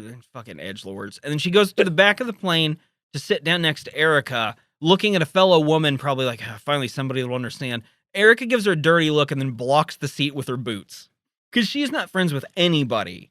She actually might be mean. I don't She's know. a famous reporter. Sure. Sure. We don't know that she's not. I don't know how big of a deal Z-Web TV is. Pretty big deal. Seems like it is. They're going to make $100 million off this Yeah, deal. I know. I mean, they got to give some of that to the band, I assume. or No. Something. And right now, though, it should be noted, they're like at 1 million something viewers. Right. Which is kind of nuts. In actuality. it isn't, because 10 million's the goal, and that's a tenth of that. But Come on. like for an actual pay-per-view event. Big deal. Yeah. I'm surprised they sold them for $10 because like Yeah. WWF pay-per-views at the time are like $80. Yeah, They that's a were good more, deal. Yeah, I feel like pay-per-views then were more than they are now Yeah. relative to things, but I'm not sure. Like boxing matches. Yeah, Crazy. don't people usually not wait until the day of, though, to do their pay-per-view purchases? I mean, I would assume there would be some that are like, you know what, I will go ahead and do it. But Yeah. to your point, Spencer, I think they'd kind of know You going would in. think, yeah, it wouldn't be like, well, we don't have any yet, but we're hoping to get to 10 million. It's really make or break the day of. And you wouldn't even be counting anything but sales, unless there was an alternative reason for why you're counting. Although there wouldn't be, because the counter was created by Z-Web TV, presumably. It's an awesome counter. Yeah, best counter ever. They could have gone outside of the organization and hired a company to make that counter. Right. So you don't the know. best graphics Mhm. company in the world. I don't know if you have the intention of talking more about Erica at this point or if we wait, but what's your read on what Erica's deal is? Why is she being like that? So if I had never seen this movie before, And you have. yeah, I sure have. She thinks she's fucking too cool for school. She's a big deal. She's a big diva. deal. And this is like Ethan's- her big career moment or something? Yeah, Ethan's fresh out of fucking camera school. He doesn't know anything. Benny, he never amounted to anything. He's a fucking desk jockey. He's a cokehead. Erica is the on-air talent. She knows it. She's better than the rest of them. That's what I would read into her. Now, I think Benny was a guy who maybe didn't found Z-Web TV, but he was hired when Z-Web TV was nothing. Yeah. And then now that they got the Slade Craven deal, they're a big deal. And he's just kind of wandered into the success. And he's overwhelmed right now. Yeah, like his friend is the talented one. He's Yeah. just kind of riding the coattails, but he got handed this. Like, Benny, it's sink or swim time. You're handling the Craven thing. Hopefully no one dies. And then other girl with Buka Shell choker, she's the competent employee Yeah. who's probably getting $8 an Who hour. really at this does point. the work. The Penny in Inspector Gadget, where she Great. actually does everything. Who's the brain in Turbulence 3? Is this the dog's name, Brain? I guess it's Nick the Hacker. Yeah, it has to Okay. be, right? He's kind of a puppy, in a way, I guess. The flight actually starts around now. The band starts to enjoy some in-flight snacks. The drummer is eating chicken with his actual drumsticks. I like that. Yeah. I think it rules. I'm glad that they put that in there. using him as chopsticks. It's Yeah. great. Eventually, Slade Craven, the mood strikes him. You can see something's in his eyes, a fire behind him. And who should know when the bell will toll for the artist? And Craven says it's time to play music now. And then he says, let's do the hustle. Because anytime anything really needs to get done. If he didn't say that, I wouldn't believe that he was ready. And not No. until he says, let's do the hustle. I feel like this doubly makes sense why the drummer's eating with actual drumsticks as chopsticks, is he knows Slade might want to go out there at any time. I need my hands to be clean. Okay. Well, here's what I think. If we would swap some catchphrases now between our three movies, and Slade Craven stands up and says, not a problem, and then goes and performs. That would have been great. Does he perform the shimmy slide? Oh my God. Wow. A Slade Craven shimmy slide. Wow. That's my mind is blown right now. Everyone that actually works on the plane is super annoyed by Slade doing this because we're not actually, they haven't reached the altitude yet for the concert to take place. Because also, I should mention, there might be some turbulence in the flight later, actual turbulence. One? The weather's bad. Or two. 3. No way. Yeah, I'm not fucking shitting you. You know how I know there's going to be turbulence? Rutger Hauer says so right now. And he is pretty believable when he says that. Sure. Yeah. And then there's some more jokes from this other pilot about the wackos back there. That's what he's calling the passengers. Rutger Hauer is kind of brushing that off. And at this point, I ask you guys, first time you see the movie, you might think Rutger Hauer is actually just cool. He's sympathetic to these young people, right? Sure. And yes, Rutger Hauer is cool, but Erica starts her broadcast up again to say Craven is taking the stage. Everybody involved with Z-Web TV is excited because they actually are going to get people to watch now. The concert's starting.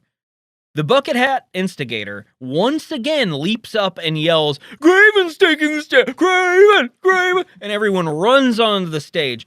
Hoo boy. Erica is excited. She starts interviewing people. She interviews Jen and Fairuza Balk friend from earlier. One of them says, this makes me really hot. That's the Fairuza Balk girl. And Jen then goes on and on about Craven's performative art and how it isn't meant to be taken seriously. Ethan, the cameraman, then says, can we have sex right now? I'd like to marry you. No, he's fawning all over her, which pisses Erica off. The camera stays on Erica. Now we see the fucking stage. This is the stage of one of America's premier rock stars' final concerts. It is, I guess, like where you keep cargo on a plane. It kind of looks to me like what Poison Ivy's lair would look like. Sure. In Batman or whatever. There's like some plants and it's green and dark. The stuff from last year's Spirit Halloween stuff is there, kind of hanging up. There's some cobwebs and skulls. Mm-hmm. There are approximately 25 folding chairs set out for this considerate metal audience. It's pretty incredible. Before Slade actually comes out to play his #1 hit song, Gun Love, the band starts playing just house music by themselves. They just kind of play the soundtrack for a bit. Yeah. I really like all the parts where the band is providing just a background. It's very sound for funny. it. They do it for a lot of the movie. It's never happened ever in the world where you go to see Nine Inch Nails. Trent Reznor walks off the stage. The whole rest of the band then has to play ambient music until he decides to come back or become a different guy. I would be really confused if I actually saw that happen.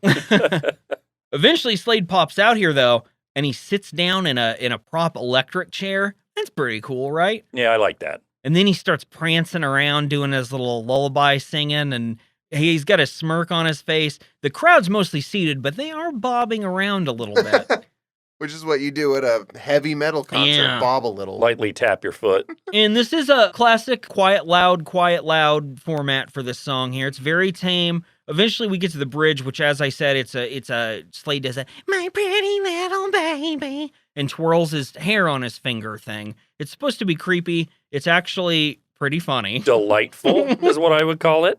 You know what, though? John Mann gives his all. He does. Like we've said, he's going to town with this, and I appreciate his joy. The chorus is "Just Shoot Me, Baby," which he is flailing his body around, getting a real workout. And conveniently, perhaps delightfully, these shots are intercut with shots of Nick the Hacker doing the same thing with a broomstick at his condo while he watches. Nick the Hacker loves Slade Craven. He did a somersault while he was pretend microphone singing with a pool cue. Can you guys do a Great. somersault? Yeah, I bet I could. I used to be real good at I somersaulting. haven't tried in a long time, but I don't know. I bet I could do an ugly one.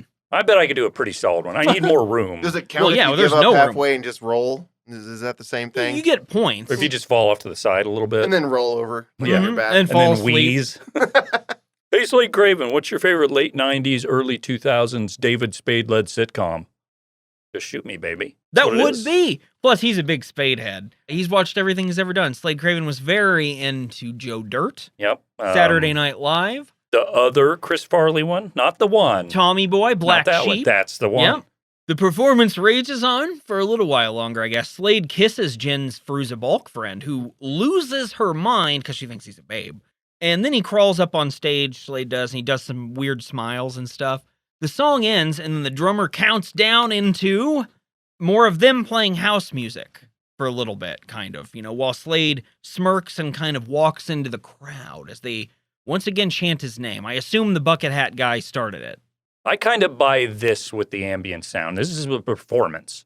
He's out on still out- stage. okay. I get this little So bit. is When he this- leaves, though, Is this what he does? Is it show like half performance art, half actual music? I bet it is. I think he has some stand-up in there, too. He's got some flair. It's like a little all-purpose concert sort of thing. Yeah, he does a little bit of it all. He's like a modern-day Gallagher. He probably does smash fruit at one point. Hopefully not as racist as Gallagher. Holy cow, that guy's racist. Yeah, he's the worst. I didn't realize it until recently. I was like, I'll watch a Gallagher thing. Watched like 10 minutes of it, and it was gross. I heard a joke about him on another podcast a few years ago, and I looked him up. After that, same thing. I was just like, I had no idea. I thought he was harmless. He's very harmful, as it turns out. Especially to watermelon. I shouldn't say that. I was gonna say especially to watermelons, but that's like minimizing the shitty things he did. So No, I kind of like that. is really funny. I appreciate that one.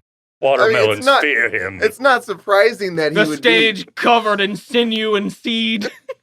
It's not surprising that he would be shitty though, because he was reliant on having to smash a watermelon. It's like, Right. All that stuff was funny, and now I'm gonna take a war hammer out and hit this watermelon. No one thinks me smashing a watermelon and dressing up like Waldo is funny inherently any longer, so I'd better be racist. Okay, I'm going to evolve a bit here. We're talking about Gallagher, a comedian with a gimmick. We've said this many times on the podcast, or at least I have. I don't like gimmicky comedians. I don't like a voice. I don't like a prop. I don't like that stuff. You're not a big Carrot Top guy. Nope. But there's this comedian who's very popular right now, and there's a movie coming out about him called The Machine. Have either of you heard of this? No. I can't for the life of me remember his name, but his gimmick that he has is that he doesn't wear a shirt. And he's like a pot-bellied, like, dad guy. And this is like one of the most popular guys. He's on Joe Rogan all the time. Ugh. And Tom Segura is the other comedian that hangs out with him. We figured out now why we don't know who this guy is. Well, I guess his whole thing is he tells a story when he was a kid where I guess he was in college for like 5 years and never once like took a class. He just drank a bunch. And so he's just an asshole in that regard. Anyway, the story is he met some Russians on a train and he just kept saying that I'm the machine to them and they loved him. And then they all robbed the train or something or other. I don't know. I haven't listened to the main routine, but what I have seen of this guy, it is obnoxious. And I cannot, for the life of me, stand him. And he's got a whole movie coming out soon and it makes me mad. And this guy doesn't even do death metal routines or watermelon smashing. Bert Kreischer. I have heard that name. That's who I it know is. nothing of this person, but I have definitely heard that name. His whole thing is he doesn't have a shirt on, and that's his gimmick. So, That's not even a stupid voice. At least with a stupid voice, you have to maintain it. not having a shirt on, someone can do that if they want. I personally think it should be reserved for very few people and only for intense live performance. Well, like, for instance, if you were seeing a real nutso metal band and that singer's not wearing enough clothes or whatever, it almost makes him scarier. You're like, what's this guy doing? He's like throwing his body everywhere, not wearing clothes. He's got his big iron dick out there. Yeah, his fucking shin plates. Tig Notaro, who had breast cancer, Yeah. she did some performances topless, and it was amazing because she's really good, fighting though. something. Yeah, Yeah. that's a statement she's making. I would not assume- I'm fat and I drink beer. I would not assume she would do a thing solely for, for like the shock value / Rogan Nation appeal of it, you know. So I guess if we're done with, are we done with the Gallagher stuff? We're Sure. It'll come up later. Don't worry. It always does. So I mentioned Slade Craven starting one of his little stunts. He's got a fake electric chair. The crowd is going nuts. Slade has his electric chair out, and he picks someone out of the crowd after saying, "Live or die." Oh, is he going to kill a guy? Who is it? It's another guy with a bandana, but not a guy we've met before. He also has a goatee, so I understand how this is confusing. He kind of looks like the kid from Super Troopers who had to eat all the mushrooms. He And kind of his does. schnozberries Little look like bit. schnozberries. Kind of looks like a guy named Anthony I worked with in Philadelphia, too, who probably would have also gone to this Slade Craven thing. I don't know for sure. But this guy gets slammed down to that electric chair. And then Slade, after doing his live or die, well, he decides die is the answer. And he has no sympathy for the crowd. He says the most fucking metal thing possible. Screw your miserable souls! So wow, I know. In the kayfabe world of this stage performance, a death has happened, and Slade cannot bring himself to curse. Screw your miserable souls. That's also the worst thing you could say. Screw. Screw's worse than anything. Yeah. This is the example I always bring up. Spencer will know what I mean, but there's an episode of The Walking Dead, probably around the time we were done watching, where the main character of that says they're screwing with the wrong people at a very dramatic And that's the guy turn. who I think later in the show, or he might have already at this point, but he rips the guy's throat out with his teeth.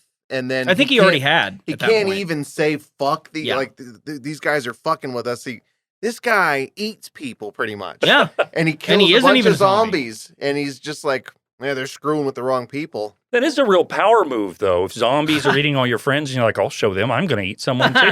If I were a zombie, I'd be like, shit, this guy's Well, I'm not tough. fucking with that guy. Is that Rick? Yeah. He But ate someone's throat? They're trying to kill his sexually family. assault his son. Huh. What a Coral? pleasant show. This has that same defanging quality, but in this movie, again, it is cuddly. It is delightful that Slade can't do it. And that was the best he could do at the. He was trying to go for a mean sounding. Yeah. Screw you guys. He gets a little bit of grit into the souls at Not the end, but that's much. as far as he can go. And you can tell this in his singing, too. There is not any sandpaper to be found to be added to that voice. He just can't do it. I feel like you could even just say, like, you all can go to hell. And that's more impactful than screw your miserable You souls. cannot say the word screw. No. I'm sorry. That is the least intimidating word. That is a manufacturing handiwork word. That is not a curse word.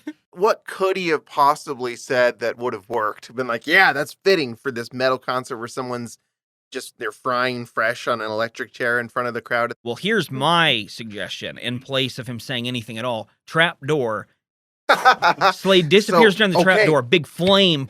Right. And you don't know what happened. So you're introducing a magic show element now on top Absolutely. of it. Why not? He comes back out with a deck of cards. Okay, so we've got magic, we've got stand-up, we've got I'm in. the metal, we've got all that stuff. Finally, he does his This is the last greatest little show bit, on earth. and he starts reading slam poetry at the Yeah. end. It's perfect. What he's doing by saying screw your miserable souls is not that different than some slam poetry. Fair enough, yeah. I feel like he could have just said curse. As dumb as that sounds, curse your miserable souls. I don't Sure, know. I like that is better than screw because you're implying like an of the earth, like bone level curse. Or maybe that he's put a hex on him or something Yeah. at that point. Maybe he pulls out a voodoo doll and this becomes some sort of Louisiana voodoo demonstration or something. I don't know. And the voodoo doll looks like the little Super Troopers kit. He had it made up in advance. He's got one that looks like Erica, one that looks like Rutger Hauer. Who knows what he's got? Oh, can I I please? want that. I I was know. going to say, can I have a voodoo doll sized Rutger Hauer right now? Yeah, I haven't been able to find any of those Funko Pops for Turbulence 3 characters. Let's go ahead and take a quick break here, and then we can come back and wrap up part one.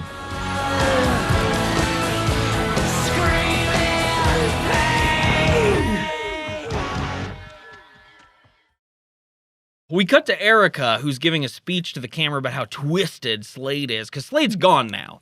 One song, one electrocution, he's off. Just like most shows, you get about 5 minutes of anything happening, and then it's done. You get an intermission. Erica walks over to the electric chair. She's able to kiss this goateed man back to life so he can yell, rock and roll! He didn't actually die. Of course, it was a performative stunt. I really don't understand, though, how entwined WebZ TV is with this concert. Did they get together, them and the band, and be like, all right, so this part I'm going to come in Right. and bring that guy back to life? I don't get it. And I don't think so. Well, first off, I don't think anyone thought about that writing the movie. In my mind, Slade's not really willing to even talk to Erica. So in my mind, Erica's taking liberties of her own to get kind of involved in the show, because that's her, you know? Yeah, maybe it was just a thing like Slade hired them to produce or promote or whatever and air, but they have been kind of trying to get a little more involved with Yeah. it. But he says, no, that's just all you do. You Maybe can have that's one why camera. he's being kind of combative and walking off Mhm. and stuff like that. You know, these artists. A little bit of turbulence begins to shake the plane. But just And one. Just no, there's 3. I I don't told believe you. it. Turbulence. I know don't you buy don't it. believe me. Well, by the end of this, you'll know. You'll have seen all 3 of them. Erica says, well, Slade's off the stage. Let's, I guess, play that video again for Razor Electric with the dog in it. This is the 3rd time already in this movie. People really like that hallway. It was a #1 hit. Back at HQ, Benny is very surprised as to why Slade would just play one song.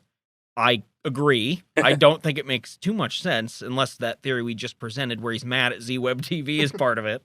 Benny then calls Erica. Erica reminds Benny, Craven does what Craven wants. Benny's still pissy and turns to Rachel and says, what's the deal with Erica? I'm a sexist. Because he starts talking about like, oh, Erica must be on the rag or whatever he says. Ugh. But while Benny's busy being gross to Rachel, we can see that huge Angelatron behind him. And we see one of Slade's bandmates, the guy with the nicest shirt of all of them, get whomped on the head on the security camera, and then pump shot in the back of his neck with no blood coming out. Someone's been murdered on one of the camera feeds. It's a good thing for the murderer that Benny wasn't paying attention. And Rachel has wandered off. Maybe someone did see the attack, though. It's time to go to Nick's condo. And I posit, by the way, that guy who was just killed is just the bodyguard. Because he's never actually performing. He could be. And he's a big, muscly guy. And he doesn't have any cool jokes like the rest of them. Mm-hmm. I think so, too. I don't think he was in the band. And he follows Slade. Are you guys trying to say the bodyguard's going. not part of the band? Well, he's not. Now he's dead. Well, it's just he's not a part of life anymore. It's just like the Whitney Houston, Kevin Costner movie, The Bodyguard, where Kevin Costner is also the band. He sings with Whitney Houston as duets. So you're saying that this guy's going to carry Slade Craven in the rain at some point? Yeah, no, well, I'm just saying that all bodyguards perform in the bands. Somewhere my dad will have the CD of that in his car. He did, the Bodyguard soundtrack. Which, by the way, recently I saw in Walmart on vinyl. Huh. The Bodyguard soundtrack. Wow, bizarre. That's amazing. Mm-hmm. Very strange thing. I guess people are into that now. We check in on Nick real quick, just to kind of remember by looking at his monitors that he has access to all of the cameras, so maybe he'll be able to find something out about this murder later.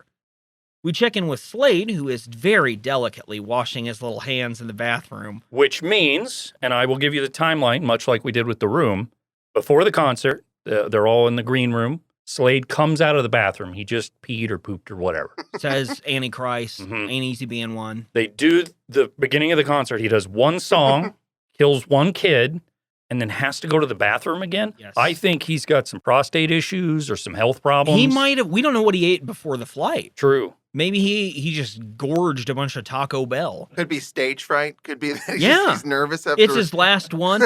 There could be some subtext we don't know. Maybe he had a long layoff between shows, and he's like, I want to give the fans, I got to give the people what they want, as he says They want earlier. bathroom breaks. they want to know I'm dropping logs.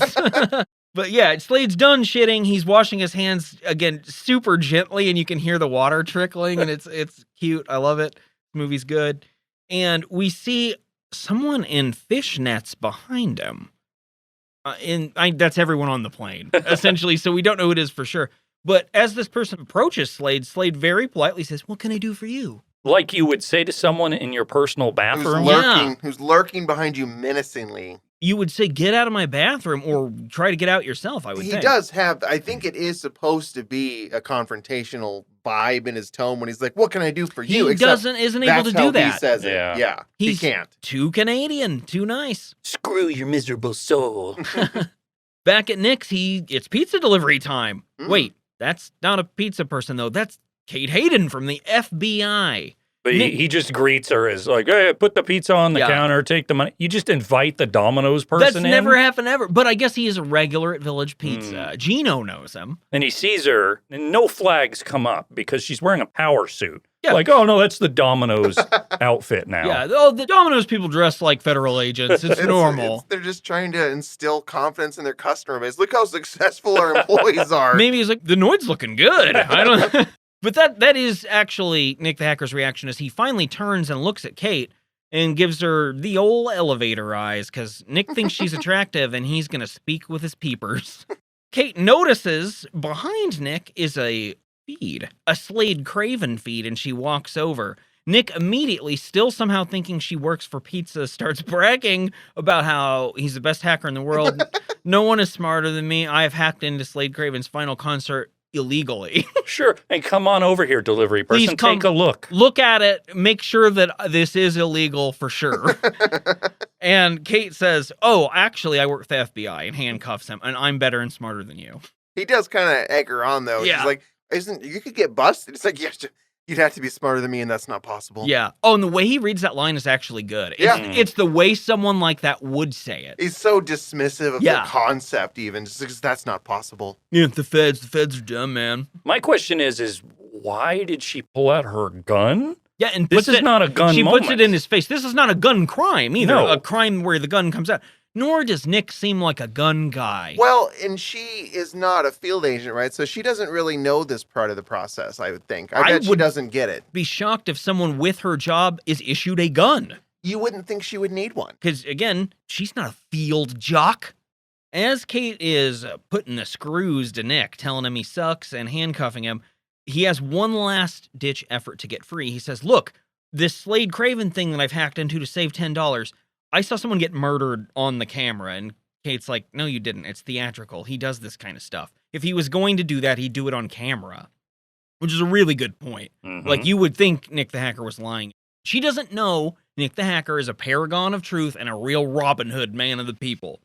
Back at Z-Web HQ, Benny is complaining to Erica about losing viewers. We see the skull counter, boo, and the little skulls are going down, the numbers going down, because people who've paid for the pay-per-view are now not paying for it. Yeah, what are these fickle viewers doing? But that's the thing. They're mad the viewers will tune out the second the actual concert Which you wouldn't stops. do. You would keep watching it for what was going to happen. And like if there's parties, people would be sitting there and they would just start talking. You wouldn't change the channel. Oh, I got to catch Glee It or is whatever. pretty clear this is how he is. You wouldn't just be like, I'm not going to watch it. I don't give a fuck if they have enough skulls tumbling on their viewer or not. You would keep your eyes peeled.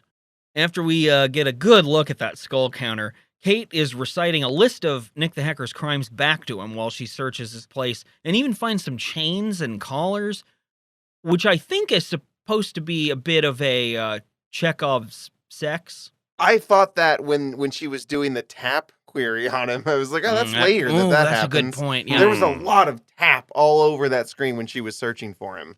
Nick tries to defend himself against these crimes and say, look, man, everything I did for the people. I kept utility prices down and I saw concerts for free. She refers to him as the Attila the Hun of the internet, which is a fascinating It's thing pretty to call fun. someone. I like that he defends hacking ultimately by saying, you hack too, as if that's not what she's paid by the federal government to do, not something she's just doing. I also do like the idea that it's some kind of literal statement that he's an internet Attila the Hun. Mongolia has been destroyed because of you, Nick the Hacker. You know what? I know that you first sued for peace with the Eastern Roman Empire before eventually turning on them. I love that all of his getting to see concerts for free caused the fall of an empire. It's also, though, very funny that he is somehow doing the hacking out of goodness. Yeah.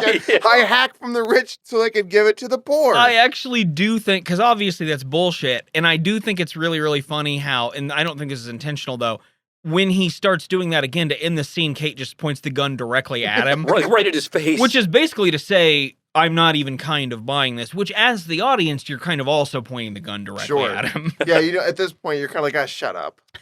We're going to go back to the plane because it's important at this juncture that we see Ethan and Jen, the girl from earlier, flirt a little bit. This is where she reveals to Ethan that she wants to be just like him, a broadcast journalist. Not like Erica, though. Erica sucks. They both talk about how Erica sucks. She does kind of suck. I've been through 12 years of cameraman school, so... Erica pulls Ethan away with hateful eyes and says, you go get Slade Craven out here. Because the cameraman has the ability to control Slade Craven? There's no way. No one can do it, first off, except for his bowels.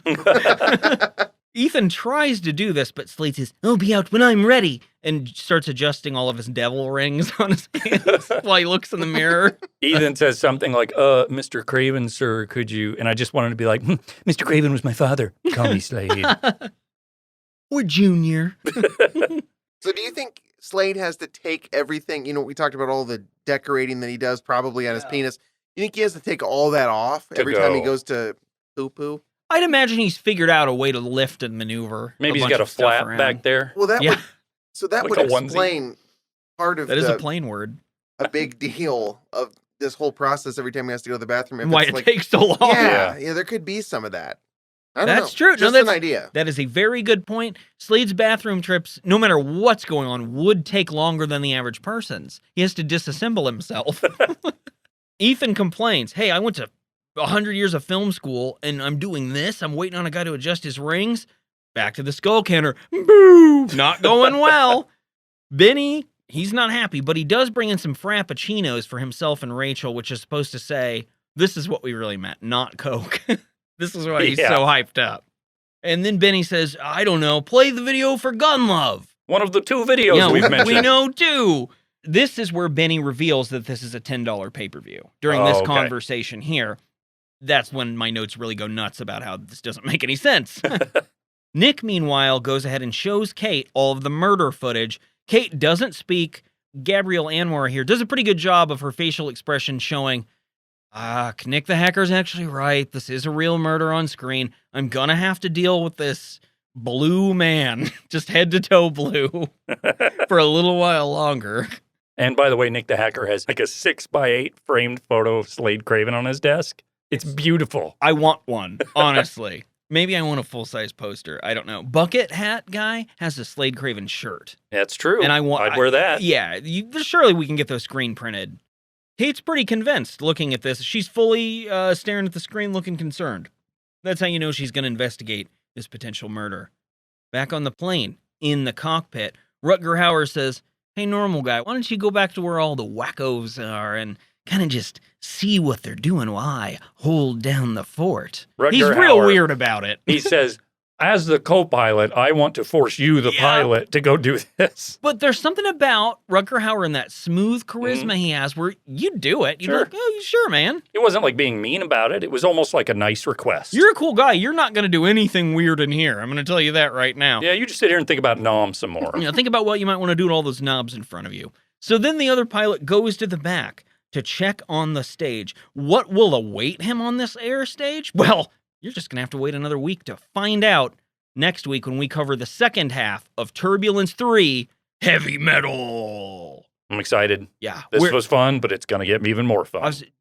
Sit back a little bit. Everyone's on the edge of their seats because of all the drama in this movie. Okay. Think back to an episode we did, I don't know, almost 100 of them ago, and when we met a character named Breezer. Sure. Who Breezer in Renegade was supposed to be like this methed up, weird biker guy. But also we didn't know if his real name was Razor or Breezer, because they call him several different things. I know what his name is in this studio. It's Breezer. What if he was what the song was about? I am the Razor, and he means Breezer. Okay. What if the song was I Am the Breezer? Because that's, to me, amazing. And it's just that guy in a hallway saying his weird line, too cute, and then being all methed out. Yeah, and instead of I am the razor tears your skin, it would be I am the breezer infects your skin. I mentioned we'll be back for some more Turbulence 3. Well, don't just not deal with us until then. Go to bootuinc.com. Read stuff on there. Go to YouTube. We have videos on there. Visit the band Red Dress on Bandcamp, which has released its first EP called Motion Picture Men Volume 1, with songs from each of these movies, including a cover of Razor Electric itself. Which you'll be hearing shortly. Yes. Oh, by the way, YouTube, Spencer, you mentioned when we talked about it, I don't know, several episodes ago, you asked how many likes we were getting. Mm-hmm. And I said, well, we're not really getting any likes. We are getting views. People have started liking. We've got a handful on each of the episodes. Van, would you care to tell Spencer? I am privy to this information. What is the episode that has garnered the most attention of any of ours so far that have been uploaded? It's that Everybody Loves Reagan. No. Everybody Loves Raymond episode, Frank's tribute, has like, I don't know, 5 times the views of any other video we have up there. Bunch of Garrett. People like it. Bunch of Brad Garrett fans out there is what I have to think. Or maybe Peter Boyle fans. I'm thinking that. That's where I went with that. We only got 1 downvote through all of these. Or it shows dislike. It shows you those two. Mm-hmm. Probably the same one person that gave that negative review. Hey, this is a good time. If you or anyone you know is named Slade, please leave a review on Apple Podcasts for Boob Tube Boys, 5-star that shit, or anywhere. Even if you don't know anyone named Slade, it really does help us a lot, and it lifts our spirits up into the air like this plane in Turbulence 3. And if you do know someone named Slade and you comment on the website, we will get a Parantis head tattoo because of it. Yeah, and I'll get a fucking Slade Craven tattoo. It's probably going to happen anyway. I don't know. But yeah, whatever. Until then, screw your miserable souls!